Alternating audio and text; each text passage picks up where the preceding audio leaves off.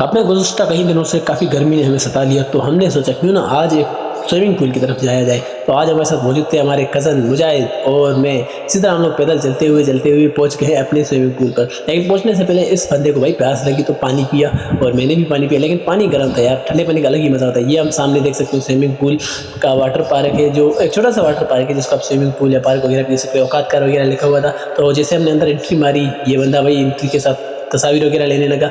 तो एंट्री के साथ हम लोग जैसे ही पानी की तरफ जाने लगे जहाँ पर एक बड़ा स्विमिंग पूल है, लेकिन अफ़सोस के साथ यार उस स्विमिंग पूल में पानी नहीं था। पानी तो था मगर बिल्कुल बेकार और गंदा पानी था, क्योंकि काफ़ी टाइम हुआ है उसकी जो सफाई होती है वो नहीं हुई थी। तो बिलाखिर खैर हम लोग ने थोड़ा अंदर और माहौल को देखा। माहौल को देखते हुए हम आगे गए तो यहाँ पर भाई एक छोटा-सा स्विमिंग पूल था जिसमें बच्चे एन्जॉय कर रहे थे। भाई मज़े तो बच्चों के थे। खैर हम लोग ने यहाँ से हाथ-मुँह धोया और ये झूले में बैठे, झूले का मज़ा लिया और थोड़ा हवा खाया। हवा खाने के बाद हमारी